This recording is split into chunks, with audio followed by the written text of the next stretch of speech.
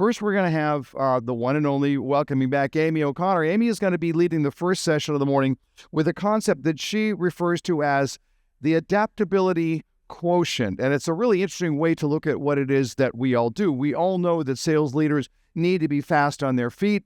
You wouldn't be in the room if you weren't fast on your feet already.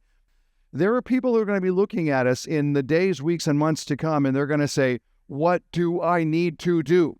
And they're looking for your confidence as a leader. August 5th, 1949.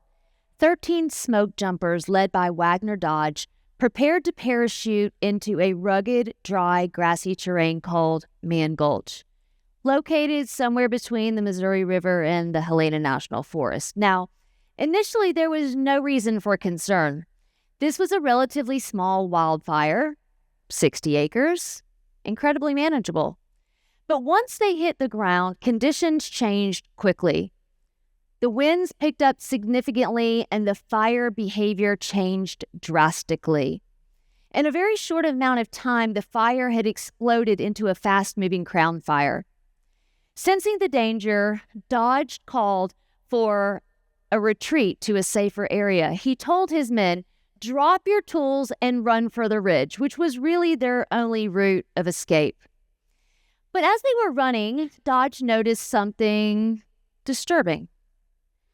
The men hadn't dropped their tools as he had commanded, and they were running with heavy shovels and axes and fire rakes, and the weight was slowing them down tremendously. Dodge realized that they simply weren't going to make it. The fire was closing in, and he had to come up with Plan B. So he devised an innovative but untested solution. He set a fire in front of himself and burned a large patch of grass to create a safe zone environment where there's no fuel for the fire. The idea is that they would be able to hunker down in this fuel-free area and that the fire would simply wash over them. Well, to everyone's surprise, including his home, the plan actually worked. The fire did essentially roll over them, leaving them singed, but mostly unharmed. But tragically, only 2 of the smoke jumpers followed Dodge's lead and tried the new method. Sadly, the other 11, burdened with the weight of their own resources, died in the fire. This story is now widely told as a lesson in the importance of adaptability and the importance of leadership during times of change. And there's really 3 important takeaways that we can glean from the Mann Gulch tragedy. Number 1, the importance of leadership decision-making under pressure. This was not an enviable position that Dodge was in, and seemingly all potential solutions could be catastrophic. But he knew that the worst thing that he could do was do nothing. He had to try something. And I'm sure that many of you can relate. You're under a lot of pressure right now, and you're faced with the challenges of having to innovate and try new things. And that's scary. But staying the course without innovating could be fatal.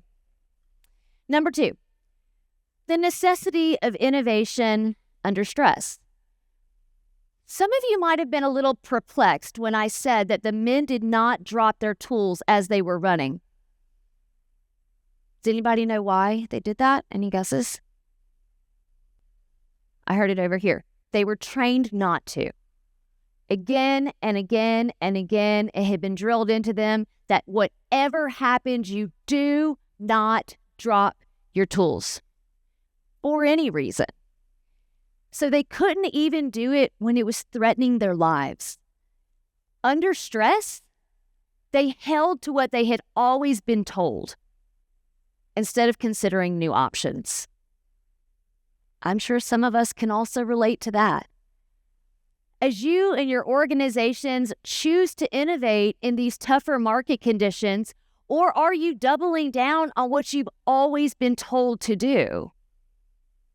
Give that some thought. And then number 3, the importance of organizational learning and change. After this tragedy, there were significant changes made in firefighting practices. There was more research done in the fire behavior. There was more development of new safety protocols and improved personal protective equipment, lighter tools, more training on escape fire techniques, including the one that Dodge had came up with. And so I have to ask you, how are your organizations learning and changing as this market shifts? Is there more that you could be doing to elevate your strategies? How can you take the lessons from the Mann Gulch and apply them to your positions or your organizations?